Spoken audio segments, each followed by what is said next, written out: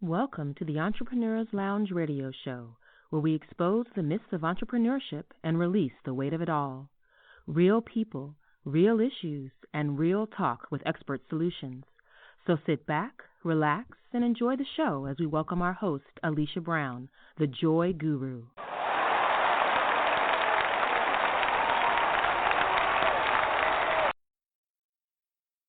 And thank you for tuning in to the season finale of the Entrepreneurs Lounge radio show and podcast. I am your host, Alicia Brown, the Joy Guru. The mission of our show is to expose the myths of entrepreneurship and help you release the weight of it all. That means that we have to address issues that hinder your success or have the potential to do that. And since season one is a wrap, I thought one of the best gifts I can give you is to conclude with the best lessons from our global experts, those that have graced us with their presence during this first season. And I'm even having one of them join us tonight to help me share in the reviews and the $1 million nuggets that we've really had been exposed to this whole season. And I'm going to introduce her right now. Sadia White, the founder of Eyes Wide Open, Empowering People Globally, is a best-selling author, unconventional speaker, community activist, and most importantly, a generational survivor. Through her animated shiro, Amazing Amazon, Sadia White reaches new heights as a fearless heroine who shines a light on confidence and unconditional love as the way to turn on our light of purpose. So please join me in welcoming back to the Entrepreneurs Lounge radio show and podcast, Mrs. Sadia White. And Sadia, how are you doing today? I am doing wonderful. Amazing. I love it. Yeah, we got to put that part in. You know, I cannot complain. I am hyped. You know, as I was going over the shows, you know, there's so many nuggets just per episode that is really hard to take a certain selection. But, you know, How else could we end the season finale without doing that? Absolutely. Absolutely. You have to definitely end off with a solid bang. And I believe with this show, they're going to get just that. A lot of awesome nuggets today. A lot of awesome nuggets. Yes, and I'm so glad you're back so you can help me weigh in and share the most important takeaways from these global experts, you know, that shared in with our listening audience this season. Plus, it's a great time to reflect and refocus and catch up. So if you missed the episode, certainly this will be the motivation for you to go back and, you know, take some lessons, review, for you to go to that next level in your entrepreneurial journey. So the first episode that we started off with, amazing.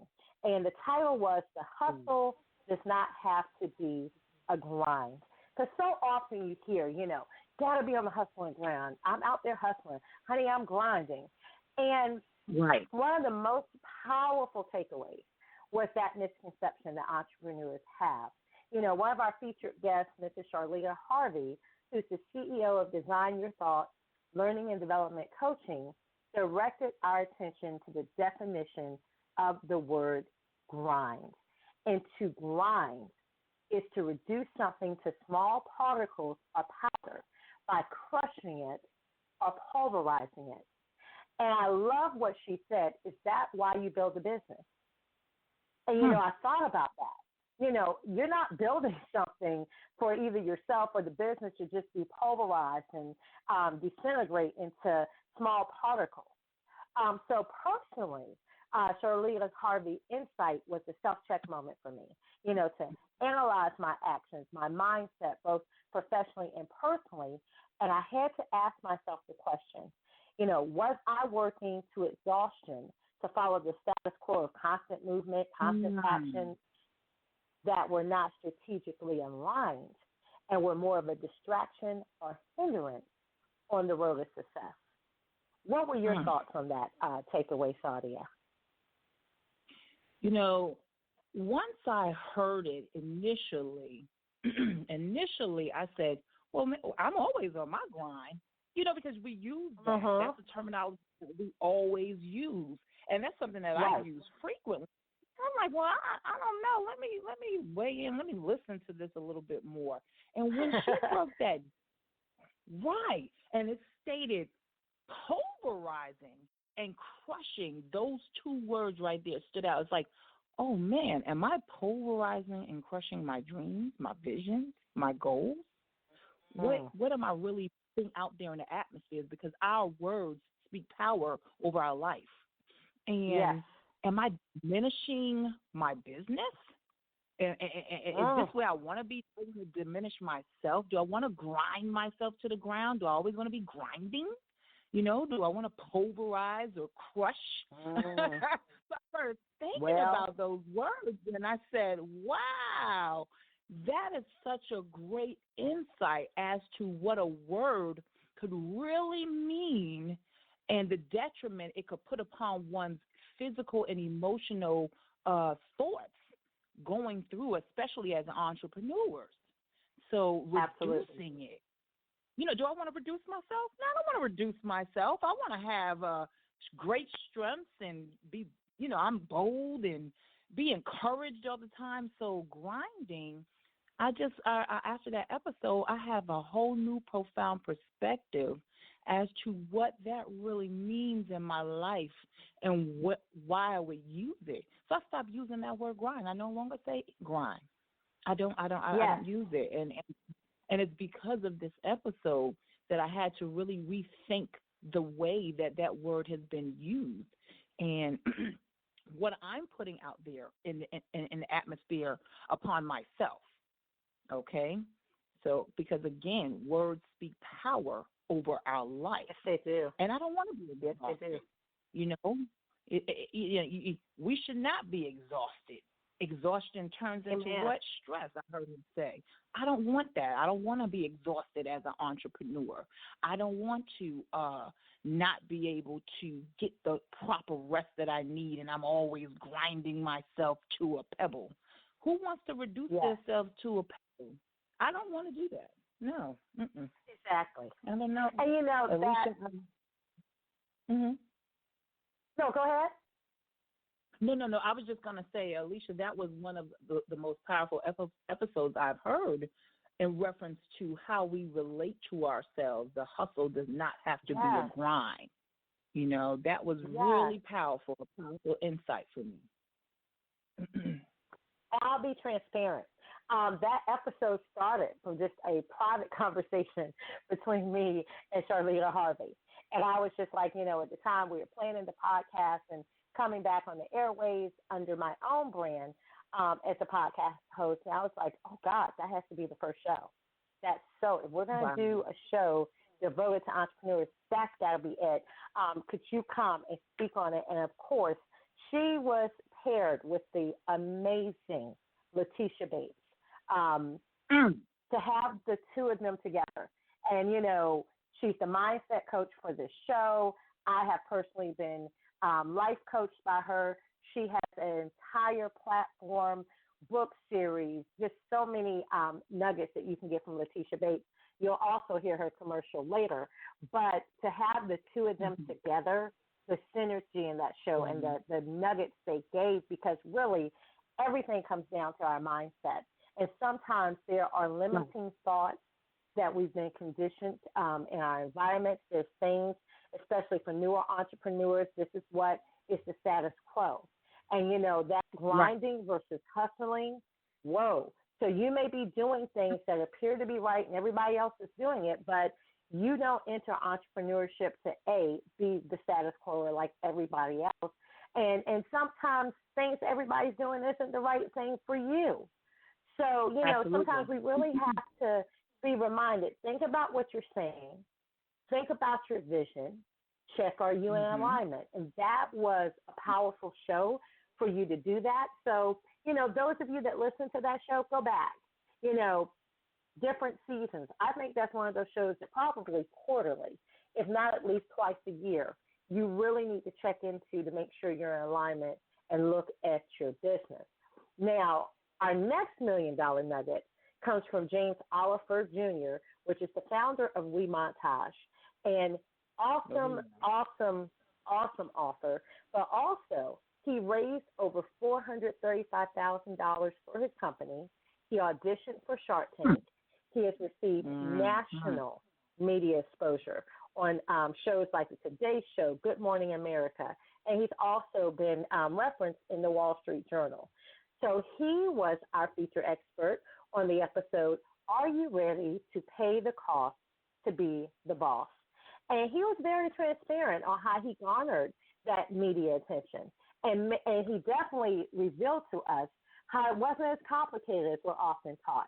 So that is the episode. You know, we always talk about exposure, talk about we want recognition. But if you really want someone just to go in with you and say, do this, do this, that's your episode to listen to, because he was very transparent on how he does what he does. And it definitely wasn't, you know, it was a team of this and a team of this, and he knew all of these people. He made it very simple for the everyday person to be able to follow his footsteps with some of the things he's done. And, Saudi, I know we had a great discussion after that show about what he said. What was the most impactful to you? I like that he stated, first of all, James Oliver Jr. he's amazing for all of the things that he has put in place, and he makes it seem he made it seem reachable, and that's what I like. Right. I like that he was able to break it down to us. One of the best things that I took from that was how he did how he explained about crowdfunding, and he stated that you don't have to do things. He said, don't do things that don't scale. That was a huge takeaway for me. Don't do things that don't scale. Because as entrepreneurs, sometimes we do a lot of things that don't have any weight for our business. You know, for us to bring in the necessary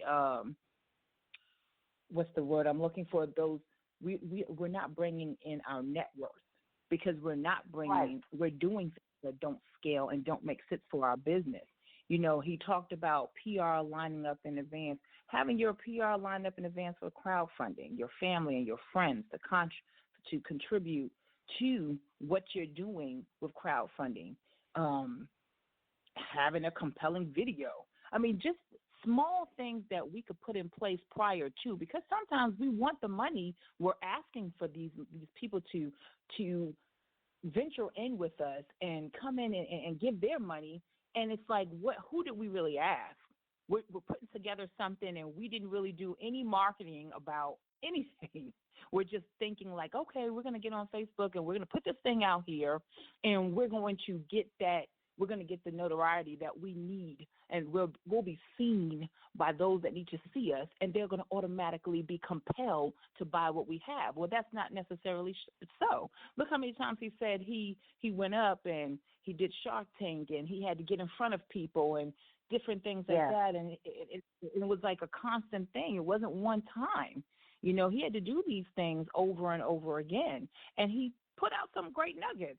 You know, go to your family and friends. Let them know what you're doing. Have a list of names of people that you can, you think that you can depend on, and try to get their commitment before you put out, you know, you do your crowdfunding. And that's the biggest thing that I took from that, is before you do your crowdfunding, already have your list lined up and go to those people prior to get their commitment. See, once you get their commitment, because you don't want to have a crowdfunding page and you only raise $10 out of $400, $500, $1,000. It doesn't look good. And even if you have that compelling product, something that is noteworthy, when a person sees that, it's like, well, they only have $10, $20 here. Why am I really going to donate my money? Who is this person that they can't even get their family and their friends to back? And that's something that was really noteworthy for me. He's a really outstanding young man. We Montage, I'm founder of We Montage. He's on it. So I think that people really need to pay attention. Mm-hmm. They do. I just saw on his social media where he had a meeting, I want to say, with Home Depot. So he's really, over the years, has done so much to expand that brand. And definitely one of the things you see, if we're going to talk about hustling, it's not just, oh, he's been on the Today Show a couple of times. He's been on this. He's been quoted here. It doesn't stop there. Just because you were on Shark Tank doesn't mean instant success. You still have to work. You have the exposure. You got to work it. And that's so where's the next scalable part? Look, being on the show didn't get him the deal that he would have liked. He had to get out there and work. Now, he had to hustle. He wasn't grinding himself into the ground. He was hustling. He was out there putting himself in front of noteworthy people and sharing his story over and over and over and over again. And I believe that's one of the big takeaways that entrepreneurs can need to know, that you can't just get in front of a person once or twice.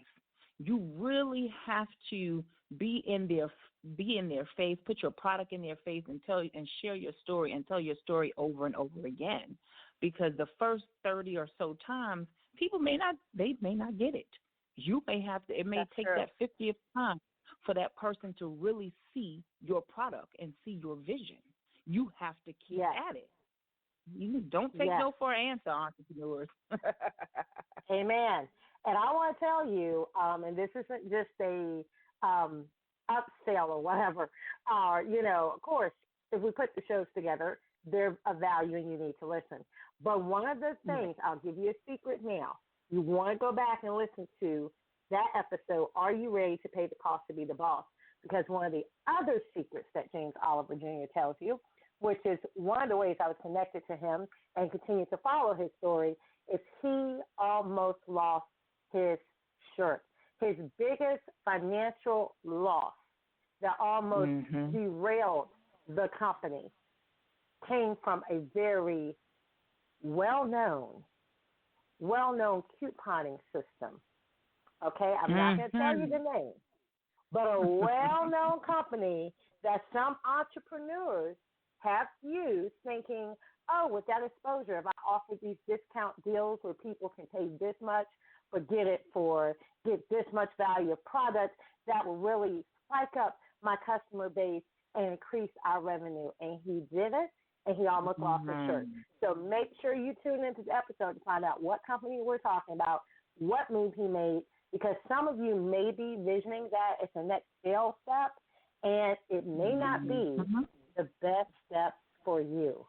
So the next golden nugget comes from our most listened episode, titled, believe it or not, Taking the Fear Out of Entrepreneurship. Go figure. We actually were blessed with two phenomenal experts. Yeah, because, there's no fear in entrepreneurship. Not. We had two phenomenal experts. The first one being Dr. Anthony Miles, who's a nationally known startup and marketing expert. He has been featured in nationally syndicated media outlets such as ABC News, CBS News, Fox News, NBC News, and Forbes. And he was invited to Harvard University by the Harvard Business School and spoken around the country as one of the most notably schools, being at Stanford University. So the knowledge he shared was second to none, and he had a special offer for our listeners to be able to contact him and take advantage of. So again, somewhere that's at you want to listen to the episode so you can get his contact information and reach out to him for that offer to propel your business. And that was Taking the Fear Out of Entrepreneurship. But our second guest for that night was Dwayne DeVille, and he made such a huge impression on me because he was diagnosed with kidney cancer. And that was his wake-up call, and let him know that he didn't want to continue with his day-to-day business as he knew it. He felt led to incorporate his life and his passion for riding motorcycles into his business. So when you're at that crossroads, or you're at that time where, here's my business, but I want to take a risk, or I want to change something, and I'm questioning how to do that, he made a list, put a line in the middle. On the left-hand side, he put the things that he was really passionate about. And on the right-hand side, he put the things that he could do, but I wasn't really passionate about it. And, some of us have things we're passionate about, and then we have other things we do well. You may even make a great deal of money off of those things, but they may not necessarily be your passion. So I'm going to let you, listen to that episode for all the details. But that show was definitely a reminder to my own experience of how your life and health can change in an instant and have a major impact on your business.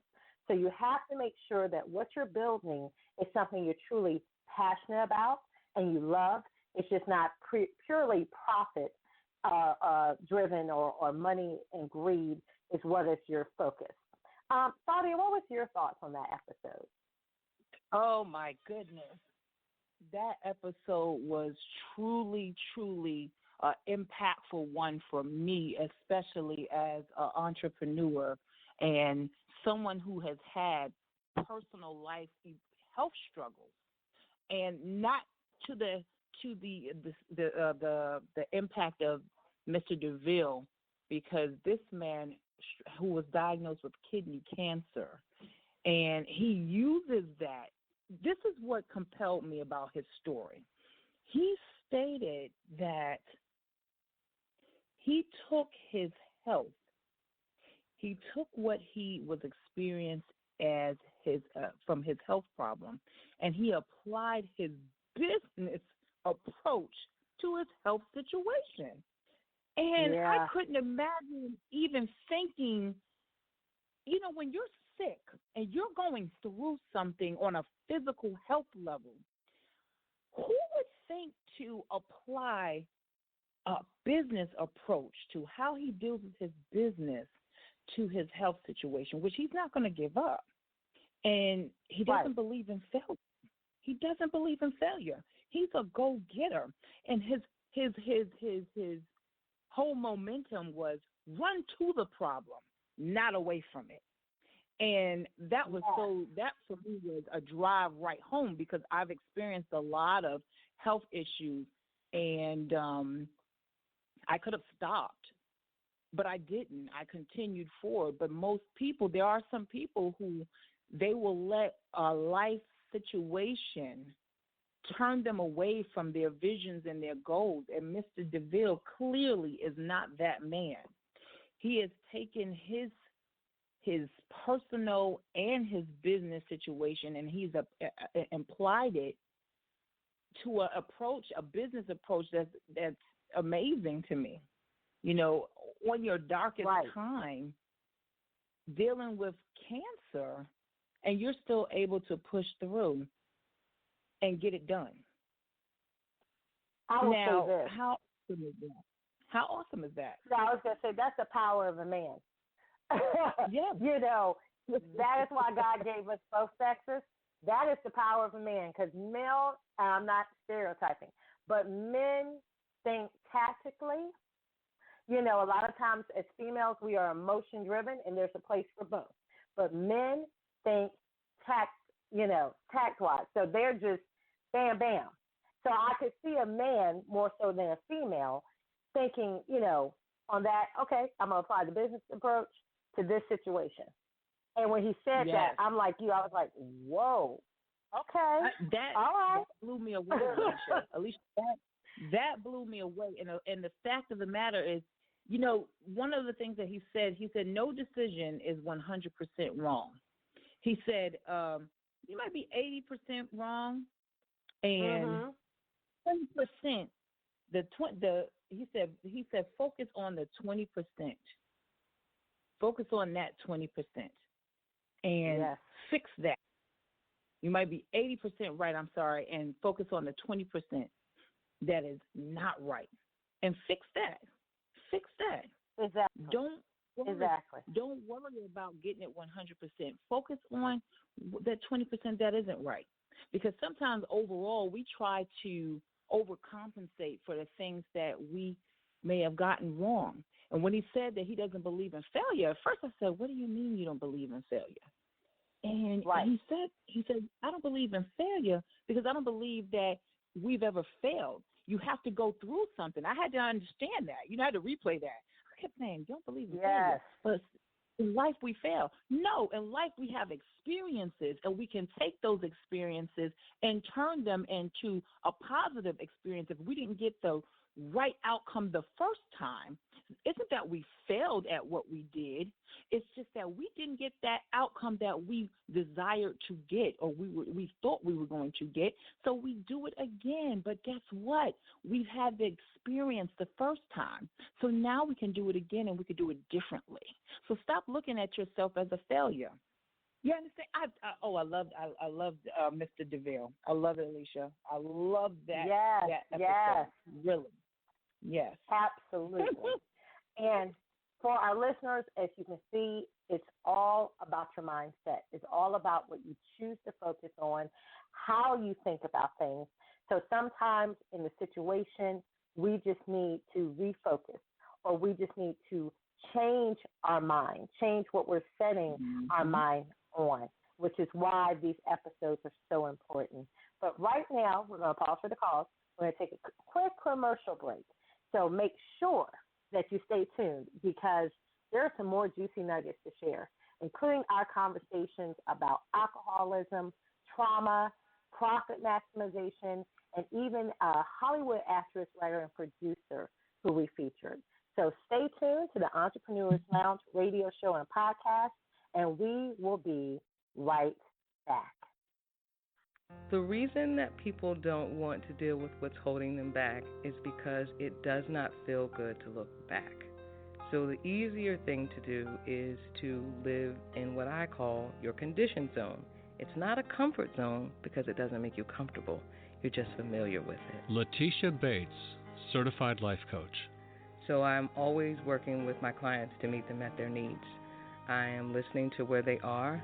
I do have to help them move to that next level, but we're going to go slow, and what they can expect from me is kindness, respect, and compassion. Go to atthewheelcoaching.com and start driving your life back to higher ground. What I help you do is understand anything that you've gone through, you've already survived. That's why you're here. And we can work together to deal with those uneasy feelings and help you move forward. Go now to atthewheelcoaching.com. Do you have a book idea that is so amazing that not only could it solve world peace, but it would be the perfect solution to everyone's problem, and it would make you a millionaire overnight? I mean, do you have this idea that would be the world's next bestseller, and everyone needs to read it? Well, I hate to burst your bubble, but no such book idea exists, nor ever will. This is Alicia Brown, the CEO of Fruition Publishing Concierge Services. What I can tell you is the book idea that you have is the perfect solution for someone who's desperately searching for it.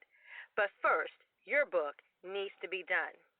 So visit us today at Fruition Publishing Concierge Services, which is at fruitionpublishing.com, where we'll show you how to take your concept from vision to fruition.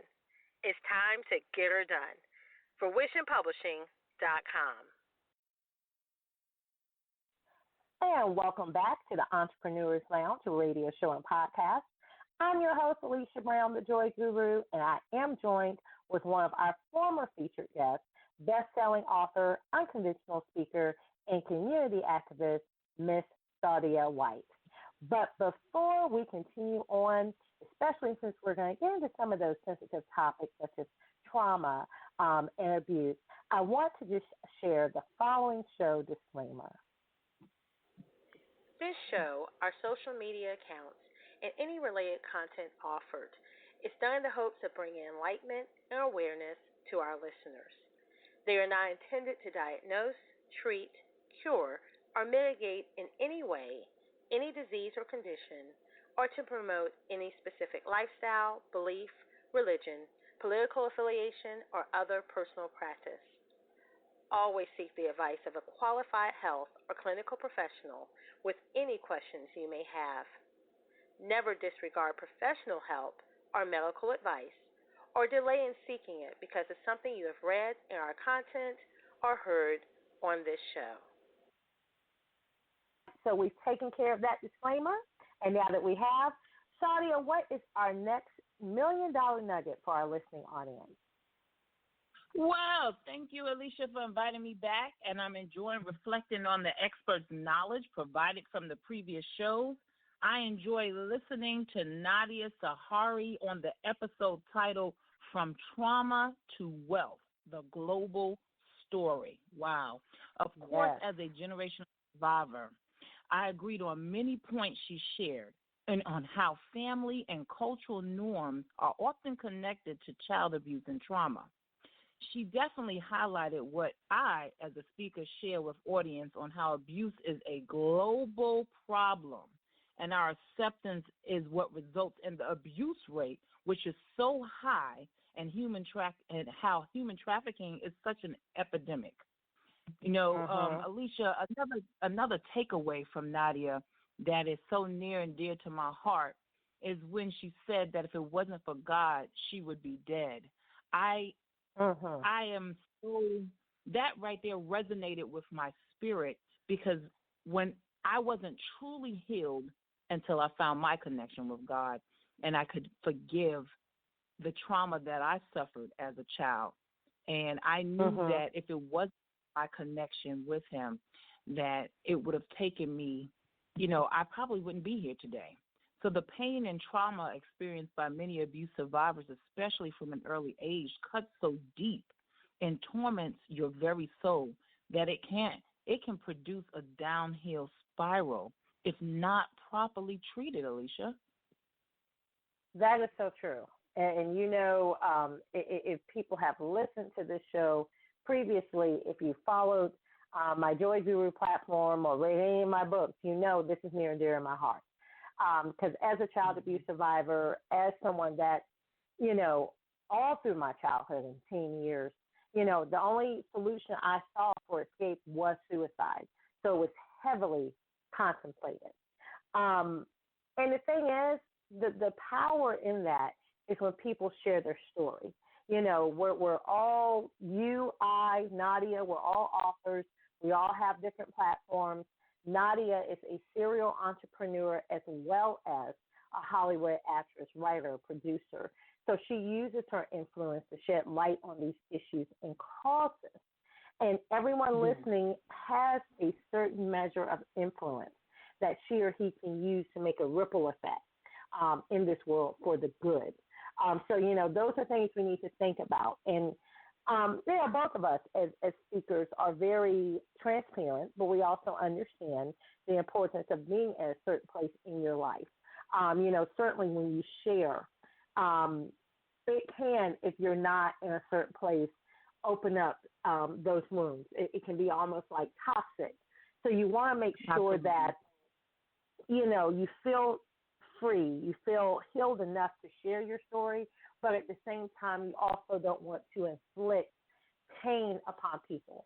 One of the things I believe in is you can share the story, but make sure you have resources there. So if I'm at a speaking engagement where I'm talking about my story or talking about suicide prevention, I want a specialist there, someone in the mental health field, someone that has some resources for suicide prevention, because, when you talk about these things, it does trigger people, yes, and it also can heal people. So we have to be responsible in the sharing of our story. But the main thing that I say also with that is knowing you have the right to share. Some people are so shameful. They're embarrassed. Abuse is something that's not your fault. You didn't cause this. I don't care what other people say. You didn't cause this. You didn't bring this on yourself. You didn't ask for this. But you're the one that's responsible for getting well, for taking the steps to try to seek the help that you need. So part of that is owning your story. You can share your story and in a way that helps other people. One of the biggest things with Nadia Sahari, her experiences date back so long ago when we didn't even know about human trafficking. And for her to have had schools, this is something that's really prevalent and that's going on right now. But she experienced that years ago. Human trafficking has Right. been going on for decades, and we're just now getting the profound impact behind it. And one of the greatest things that I saw within her story is how she prevailed from being Lebanese, coming from another country, coming into Yes. the States, and still making it to where she is today. How powerful is that, Alicia? I mean, this woman has been through so much abuse, sexually, physically, mentally. You know, we, like you just said, we oftentimes are ashamed of what we've been through. I mean, being an abuse survivor myself, I had to really connect within myself so that I can share my story and no longer be ashamed about the things that I went through and experienced. So I feel as though there are a lot of women out there who have, and recently, and I'll tell you, Alicia, just really quick, recently at an event that I was at, I was speaking with a most powerful person, a political figure, and she stated that she also had a story of abuse, but did not have she could not tell her mother about what she experienced in her past. How traumaful is that, to carry that weight around for all those years? How many of us, men and women, are carrying around this weight that's suppressing us inside, and we're going along and we're walking through this trauma and not really receiving the healing that we need, and oftentimes really ashamed that we went through something like this. So I applaud Nadia Sahari and her resiliency, her bravery, just to be as strong as she is, to continue to endure and motivate others to come out and be as brave as she has been. And what you said, make sure that there is someone that you can connect with in the end, a doctor, a therapist, someone that you can seek out, an organization that deals with trauma. That's something that's really necessary. A lot of us don't feel that we should seek help, but we need to. Yes. Talking about our trauma is necessary for our survival. Yes. And, you know, it's not one thing about the show. We don't do these episodes for controversy. You know, some people will pick topics just because you think they're controversial. We pick topics because we believe they're necessary. Because the truth is, your business is you, as the entrepreneur, as the CEO, as the thought leader, as the executive. You're the driving force of your business. So that means everything that concerns you, if you're carrying these secrets, this shame, whether you believe it or not, it will display itself in your business, whether it's your limiting thoughts, whether it's not asking for the sale, whether it's you approach the environment in a timid fashion, like you're almost asking permission to do things. It shows up in ways you can't imagine. And then when you're dealing with trauma and abuse and it's not dealt with, it also affects your health. So, of course, we know as entrepreneurs, your health is everything. With that visionary is not saying you don't have health is your wealth. So you may have an awesome staff that can run the show without you, but you are the visionary. So the business will always have a certain cost. It's a certain loss there if you're not at optimum. So we're trying to help you in the various aspects of your life as a business owner to release the weight of it all. But another great episode, favor of mine. Speaking of all of us as authors, including Nadia, another episode that was a favor of mine was titled From the Military to Essence Magazine, Creating a Writing Platform That Pays. And I'm a little biased, admittedly, because she's one of my clients, but I love author Carol G. She is amazing, former military. First of all, she's funny. I've never met someone that can talk about different life issues and they're serious and they're thought-provoking, but she makes you laugh about them. She has that gifted humor, But in this episode, she listed ways that she makes money and she also garners media attention. I will never forget when she told me that one of her articles is published in Essence magazine, okay? And that wasn't her first magazine that she's been featured in, but Essence. And I'm going, okay, well, what episode? And she sends me the picture, or not what episode, what issue. And I freaked out because her article was in the magazine for Hidden Figures. So not only did they have one cover, when Hidden Figures was coming out, they had, I think, 3 different covers because it was one with all the ladies together. Then there was individual covers of that issue of Essence. And, of course, because your article is in the one where they're featuring the Hidden Figures women, actors, and, that movie was hot. It's they had 3 or 4 different covers. I'm like, if there was a time for you to have an article in that magazine, that was it. And, of course, Absolutely. It was Essence. So she gave some great tips of things she's doing, not just, as my client or I'm setting up for her, but things that she's also doing for free to garner attention and make money. And she told you step by step. So those that are writing a book, thinking about writing a book, you have a couple books already, you want to increase your platform, your exposure, you want to increase your income. Make sure you listen to that episode from the military to Essence Magazine, creating a writing platform that pays. But I know, Miss Claudia, you have another one of our favorite episodes from someone that I was just talking to last night. Well, of course, Alicia, one of my favorite episodes featured our dear funny friend, Zach Miller, titled Anomaly, How to Finally Stand Out from the Crowd. That, however, is also the title of his book, which I recommend that if you haven't picked up Anomaly, How to Finally Stand Out from the Crowd, that is an entrepreneurial read. And it's even for a person who's not an entrepreneur, if you want to learn how to stand out on your job, your career, this is I recommend that every entrepreneur read it, but every individual who is just listening as a listener who has a career, read it as well.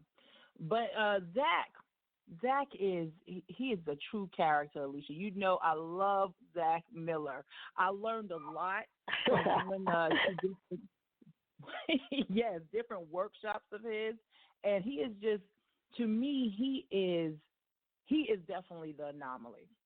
Okay, he has a way of bringing such a cool guy character into his business world, which separates him from the ones who are suit wearing, and you see them with the tie and the suit, and they're walking in and they just look like, yes, I'm business professional and this is me and here I am. That comes in hair wild, t-shirt, jeans. And he's just that. So for me, when I first met him, I said, is this really? I was expecting for him to be in a suit and a tie, and I walked in all dressed up basically, and I'm thinking that, okay, maybe I'm overdressed, because when I saw Zach, I'm like, oh my God, I'm overdressed. I'm overdressed. But he has a way of really making you feel comfortable and letting you know that you don't have to be the norm in your business. Standing out is definitely the way. Do something different. Take it to a different level. Don't send out the basic email. He's gotten me on a couple of his emails, by the way. I mean, he will grab you with a title. Like, and I'm not saying this is one of his titles, but just to say, does your dog fly? Like, you want to open that email. You're like, does your dog fly? Right. Or, what is that got to do with? Right. What is this? So he will grab you with just one of those funny titles with in his subject description for email, which will implore you to want to open it and read more about what he has going on. And just the fact that he loves wrestling, he's a big fan of it. He makes he doesn't hide that. He does things differently with his pictures and his videos. He's just that guy that definitely stands out and you want to know more about, a Zach Miller. Like, what makes him tick? What is he thinking about today? What is he going to say to us today? He really grabs your attention. You know, Lisa, like, when I first met him and he started talking, and then I think he did something during one of his workshops where he stood there and he looked at us, and he just stood there and he just looked. He wouldn't say a word. And we were like almost roasting him, and he just not changed his facial structure. He didn't laugh, nothing. I'm like, wow. I got to learn how to do that. That's a good poker face. Right. But, you know, the thing is, total Zach, and that's Zach with a K and not an H. So he can't even be normal with the spelling of his first name. But he makes it simple. He makes it, you know, it's simple, it's effective.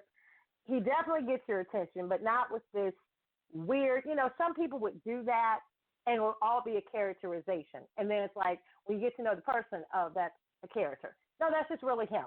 But it's not in that marketing, salesy way where I'm just blowing smoke up in the air and nothing you say to me really makes any difference. It's like, it's a good stick, but it doesn't make sense. But his, it's like when he says it, I got your attention.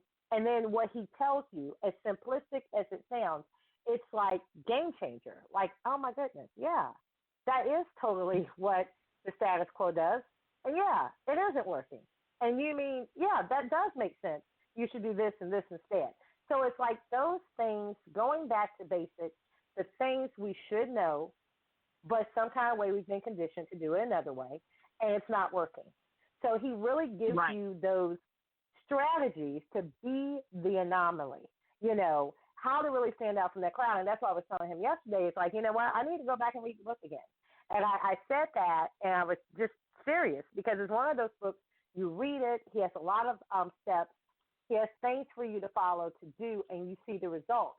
But it's one of those things you really want to go back and dissect, and you want to go back and dissect again.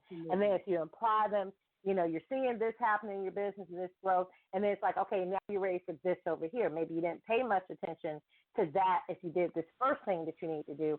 So very good read, very well written out, step-by-step action things you can do, not complicated, not over your head, but definitely something that you want to read over and over again, sort of like a checkpoint for the pulse of your business. Absolutely. And if you go back and listen to that episode, Anomaly, How to Finally Stand Out from the Crowd, which is actually the name of his book as well. If you listen to the episode, he told you how you can download the first chapter for free. Because, you know, my guests are themom.com, so they're always giving you free stuff and free resources for listening. So I don't pay them to do that, but I thank them for doing it. But another episode, a subject that I felt was so vital for us to discuss and spotlight, was titled, Are Social Drinking and Drug Use Ruining Your Success? When You've Gone Too Far. And I thought it was important because the statistics suggest that roughly half of all alcoholics, listen to this, meet the criteria for high-functioning alcoholism, which means they can maintain a career, support their family, have a strong social network, all while drinking to access in secret. And furthermore, research shows that entrepreneurs experience more anxiety and stress than other workers, which puts them at a higher risk for mood disorders and substance abuse. Researchers have found that many entrepreneurs share certain character traits like high energy, motivation, and creativity that predispose them to mood swings, strong emotional states, and possibly even addiction. So you can see the relationship here. And alcoholism expert and award-winning author Lisa Boucher served as our featured guest for that episode. Now, as a registered nurse and also the child of an alcoholic, and she is 29 years sober, she's able to spot potential alcoholism in kids as young as 7. So she believes that childhood is the birthplace of addiction, and she knows that from her own experience. And she says that doctors help perpetuate addiction by misdiagnosing, and our drinking culture creates alcoholics. And I know one thing I'll say that was a takeaway for me, and I think it was actually just a reminder, because sometimes, especially in the business world, and we even see it, in corporate world, we're going out for drinks, okay? Let's say we're going to happy hour. A lot of times that's how it's a stress reliever. Hey, after work, it's been a rough work week or a rough day. Let's go out to the happy hour. Cheap food, cheap booze. Okay, well, what about the person that's a recovering alcoholic? You may not know that, and they may just say no. And then people oh, man, come on, we'll talk. So sometimes they'll go, sometimes they may not. But then the drinks come. Hey, man, what you drinking? No, I don't want to. Oh, come on, man, and you don't mean it, in a bad way. But we have that culture that encourages people. Everybody wants to be a part. Everybody wants to go with what everybody else is doing. You don't want to be the party pooper. But sometimes innocently, you might be encouraging someone that has a problem to engage in activity. So, I love some of the things she said at that show, even the sensitivity in our environment as far as what children see. But, Sadia, I want to get your thoughts, because I know that there's a lot that you experience, not only as a generational abuse survivor, but also being a former member of a law enforcement. And I will say, you started your career as part of NYPD. So not just law enforcement, but NYPD law enforcement. That's another different level. So what were your thoughts on that episode? Absolutely, Alicia. That episode, another really, really impactful episode, especially resonating with me in my life. As a law enforcement officer, and because I am a generational survivor, I did do a lot of drinking, even while I was on the force. And there's a lot of police officers, a lot of law enforcement officers that are alcoholics. Silently, we don't discuss that, but there are a lot, they're dealing with a lot of different trauma, whether it be from the trauma that they've seen on the streets, what they are dealing with, whether it be from the trauma in their lives, because as law enforcement officers, we carry a lot of weight on us, and it's very difficult sometimes for us to digest the things that we've seen on a daily basis. And for me, not only did I entered law enforcement to save lives, and yes, while doing that, I also entered law enforcement knowing that I was someone who came from a traumaful life as a child. And that was something that it was like my calling. I want to save a life. I don't want another child to go through what I went through. And if I can save a person or save someone from that, how do I do that? But also within that, that's a lot of weight on a person. Yes. And what did I do? Turn to alcohol. I turned to alcohol, to deal with the everyday stresses of what I went through as a child and what I was seeing in the streets. So it's really tough to serve your community and know that, and on a social norm as law enforcement officers, that's what we did to unwind. So like you just said, we're taking people in. Hey, meet me at Hula Hands after work. That was that was one of the places that we would go in New York, a place called Hula Hands. Meet me at Hula Hands after work. Let's unwind. Let's get a couple of drinks and blah, blah, blah. But you're not thinking about, does this person have a drinking problem? Sometimes we push that cultural drinking as a norm, and it's really an issue. Should we really be going, should we really be going to an after-hours place drinking to unwind? Is there a better way to do that? I had to find a better way. I would tell you, yes, there is a better way. So yes, this episode itself was truly powerful and impactful. I Yes. encourage all people, not just entrepreneurs, but all people to listen to this episode, especially as an entrepreneur with the stresses that we deal with on an everyday basis. Some entrepreneurs turn to that to a drink. That's how they want to unwind. And I'll give you another scenario. I'm not sure if I said it in the episode or not. I know I've said it in other platforms, but I know as someone that with chronic illness, the opioid situation. I understood there's an epidemic, but statistics show alcoholism has been a bigger problem than opioids and still is. But, I know as someone that deals with chronic pain, you're prescribed different things, narcotics for your pain. And depending on the severity of it, you actually need those narcotics. Well, I was in the trap of when the opioid epidemic came out, now they're taking back all of those, narcotics. Don't care how chronic your condition. A lot of times it was hard to go to your doctor and get the pain medicine that you actually need. Now, fortunately, I wasn't a person that had to take narcotics every single day, but certain flare-ups, certain things, I needed those things, and they weren't easy to get. So I will tell you, that is a slippery slope that a lot of people turn to alcoholism or create the beginning of alcoholism. Because if you need something to dull the pain and certain medications, either the strength or medicine you can't get anymore, there's different things you do to try to still numb the pain. I have seen, and it was really scary to me. I don't know who did it. It was a news story. But people at that time, and I think it might still be the issue, the only place you could get it was like, let's say you had you went to an oral surgeon to remove an extracted tooth, then you could go get, they prescribe certain narcotics. So there are people that were knocking out their tooth or causing teeth issues just to go to. Yes, honey. Yes.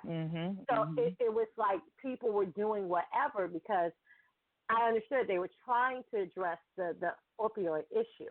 But some of the other things they were trying to do in place of it was just not good. So sometimes it's not, it may not be that you go out to after hours, you stay away from bars, you don't drink, or you don't have that issue. But let's say there's a health issue. Let's say there's a change in something. Let's say you suffer from a bout of depression. You would be surprised how these different life changes and circumstances, people pick up alcohol, or that's why we also say is drug use a problem. Because it's not that, I'm saying people are going out smoking crack. You might have an illegal drug issue, but you might have a prescription-based drug issue too that's affecting your business. So that was a great episode to really go back and listen to. Listen to whether that is your problem or whether it's something in your business and environment. You need to be more sensitive to the other needs of people. Not that you need to spot if they have an alcohol problem or ask them, is that in their past? But they just being sensitive to know that statistically, someone's in the room that this may be a touchy subject for. So due diligence. Maybe we don't need to plan things at bars. Maybe we don't need to have corporate functions where we bring in alcohol or whatever. Or maybe we just need to bring in things where there's choices, where people aren't, pressured or forced to feel like I have to do this or do this, because again, happy hours a lot of times, I said in the episode conferences. When I first started going to different business conferences, I was just appalled at the number of people that just were sloppy drunk. Right. And you know what, Alicia, just to touch bases on that, I've been on both ends of the spectrum, from being a law enforcement officer, addicted to opioids as well. And that was something huge in my life that I had to go through, because I never had a history of opioid addiction before. But once I became disabled as a law enforcement officer, that's all I could be codependent on was the opioids that my doctors put me on. And after which I became addicted to it. So between that and trying to encourage myself to be an entrepreneur and be a successful entrepreneur, I'm fighting a battle here of opioid addiction as well as an alcohol addiction. So there were several different things going on there, and I will tell you that what you just said with the opioids, it's a huge battle, and it's a twofold situation, because there are people who need opioids to cope, and there are people who abuse opioids to cope. So it is a slippery. You definitely have to look at the environments of one's condition and what they're going through in their life, and hopefully and prayerfully the doctors are communicating with one another, because that was the issue with my doctors. That's how I became an addict at one point, is because my doctors were not communicating with one another, and they were not looking at the different prescriptions I already had, and I was basically getting double the dosage, so much of the same narcotic, which could have been avoided. You understand what I'm saying? Had they would have been communicating with one another. So, whew. Yes. Yeah. That's another episode. Go back and listen to that. And, I want to take a moment, or I'll say in just a moment, definitely we want to talk about Sadia's, how you can connect with her and more of her story, because if you didn't listen to that episode, that was one you missed as well. But of course, I love all of our episodes, but I want to say we don't have enough time to go through all of them. So we didn't, slight any of our global experts, because they all were amazing. But there are other episodes that definitely have powerful $1 million nuggets that are going to make the difference to the success of your business. I love the one about a search for identity and truth. And I love when we were able to share the update. We had, the woman known as Monique. And her legal name, I think, is Anomaly, Monique, and we were talking about the fact that this woman had been abducted. And what I loved about her is that she was out here, she was working on behalf of trying to find the missing persons, but she was a missing person herself. And what was amazing, I think, when the show hit, or I think it was right after the show hit, come to find out that she now has found her identity. She had made a documentary. She was having a screening of that documentary, and somewhere in that process, and we're talking about so many decades have gone by. She was abducted when she was 4.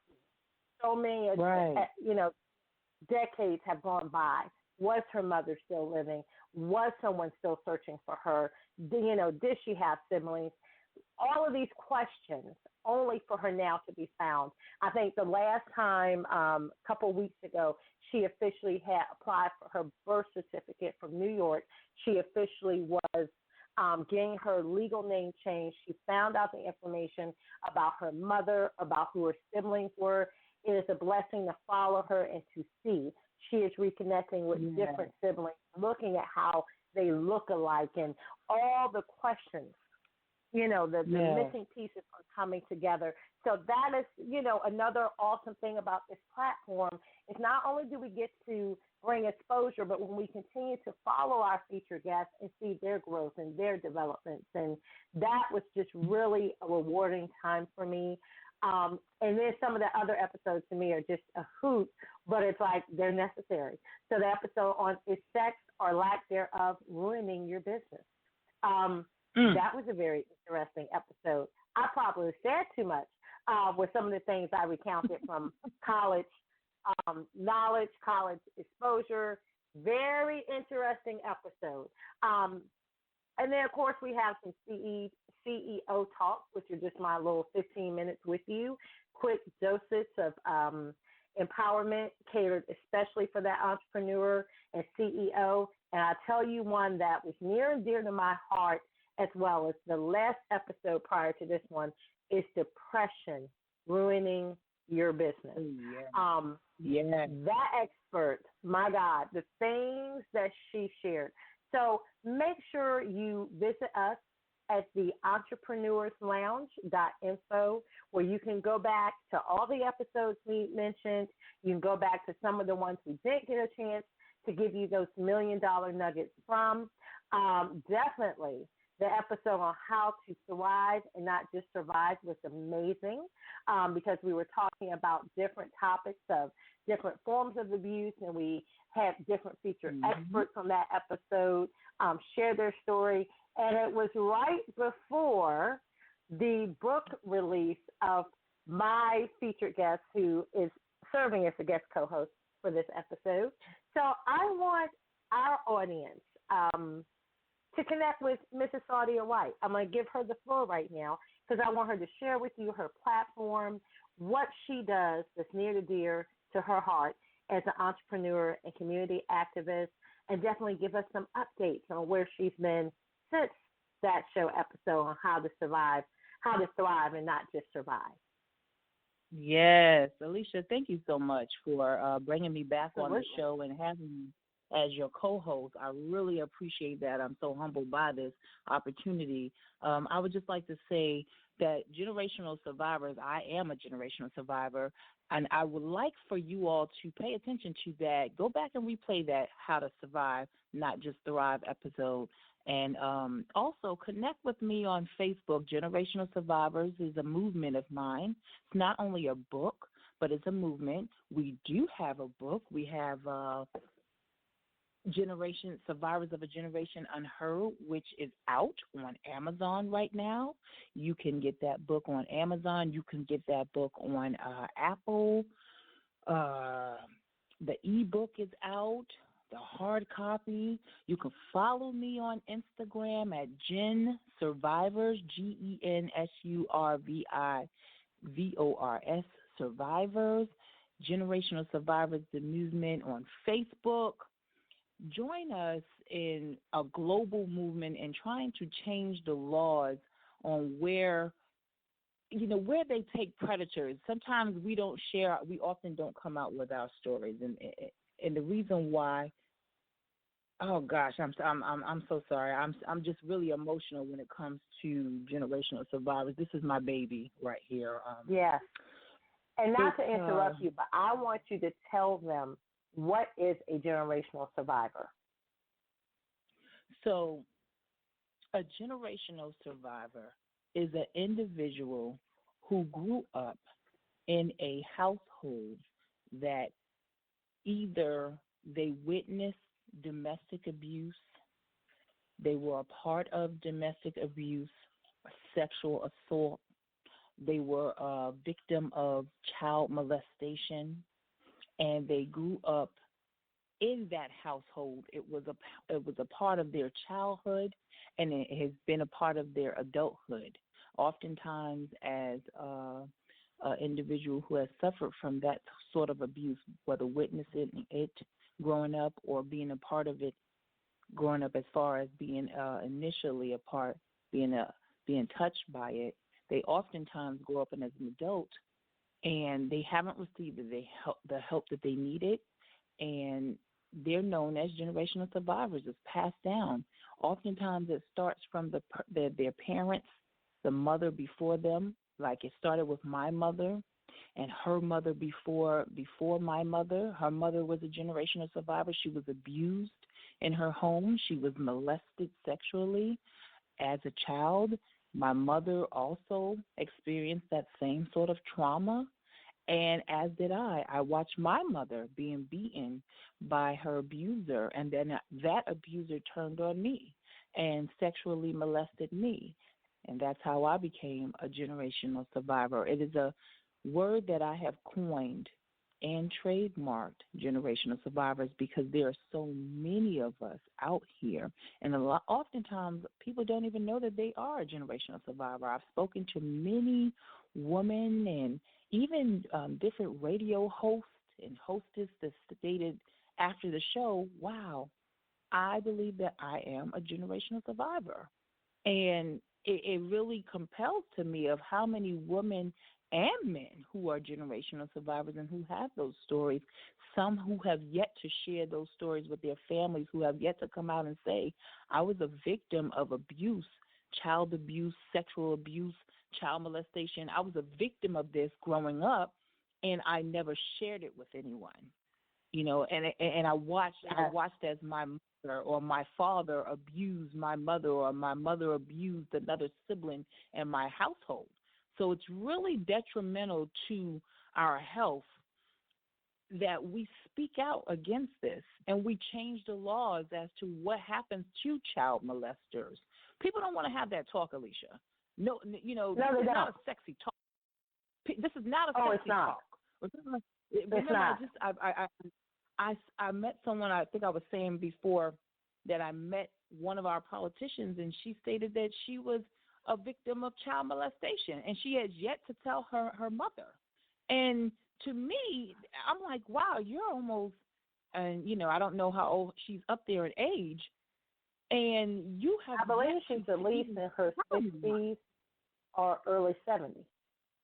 Right, and I feel as though that's a shame that you have walked around with this for so many years, and that could be that could trigger some health issues. Nadine Burke, the California General Surgeon. I love Nadine Burke Harris because she speaks to how important it is to identify with the children that are suffering with trauma, and how that can affect that child as an adult growing up later on a physical level, how illness and childhood disease are developed from a childhood trauma. See, we don't want to talk about things like that. Some of the let me tell you how powerful that is. Yes. No, make sure you say that, because I want you to share that. The illnesses that you suffer today. Some of the illnesses that I suffer today have been found to be from my childhood trauma. And that's what Nadine Burke Harris identifies with. Our childhood trauma can cause some of the illnesses that we suffer from today. My bipolarism, I suffer from bipolarism. I was diagnosed with that. That's a mental illness. I suffer with having diabetes. She speaks about that.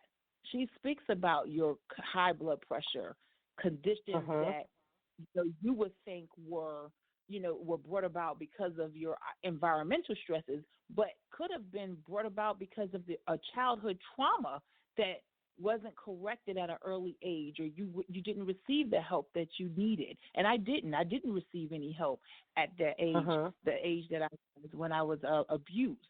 Even after I told my story, I still didn't receive any help. So I carried that stress, which causes it harbors a lot of ailment towards your body. Physical ailment. Yes. That was one of the things as a nonprofit board member. I deal with a lot of programs with children.